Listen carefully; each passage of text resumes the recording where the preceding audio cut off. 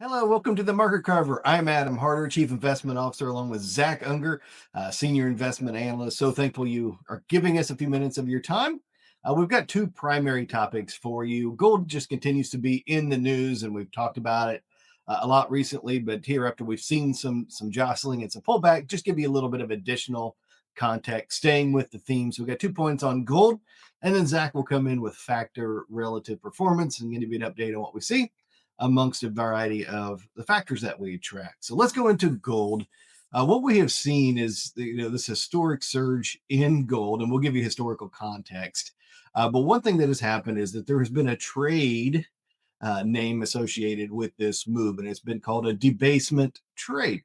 The term debasement goes all the way back to the Roman Empire when they used to shave gold and silver content out of their coins to be able to make each individual coin worth a little bit less, is sort of the debasement idea, and people attach that to the same thing happened with fiat currencies today, whether it's the dollar or the euro.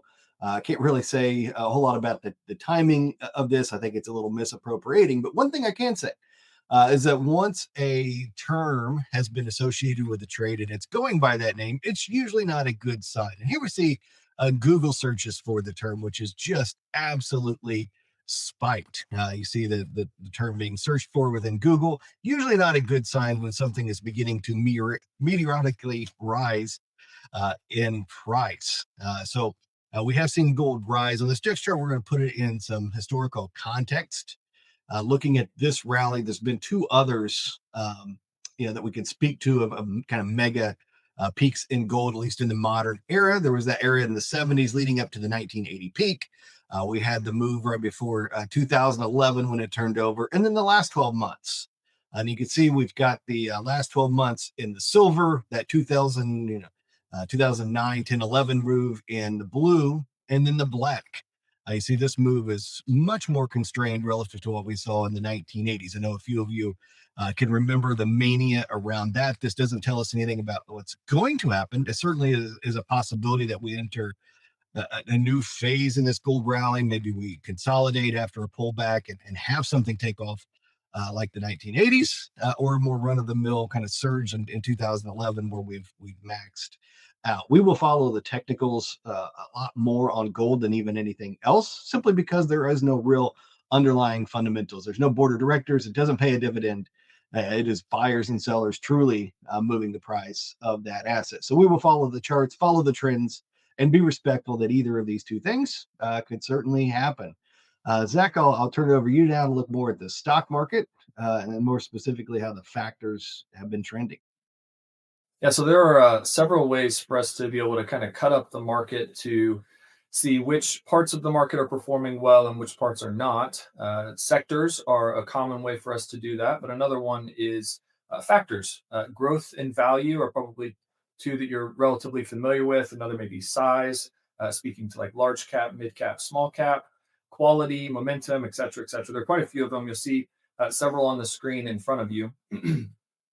Particularly in 2025, value, size, and low volatility have all really struggled for much of 2025. The reasons behind that are pretty intuitive. If you look at the names that have driven the stock market, not typically associated with those particular factors. The ones that have been doing well, growth and momentum, as well as high beta, which we'll get to in a second. Growth and momentum have been really strong since the low in April when we had the pullback from Liberation Day. Those two have been quite strong, but recently, particularly in the past couple of weeks, have started to cool off a little bit and roll over. You can see there the momentum chart starting to pull back a little bit, the growth chart as well. But you also notice the high beta chart on the far right on the bottom panel there has continued to be strong, even as growth and momentum have started to roll over. For reference, the S&P 500 high beta index is about 43% tech. So it's fairly intuitive. The names that have driven the market, we talk about the Mag 7. This is just another way to kind of look under the hood and splice the data a little bit to see what's driving the market.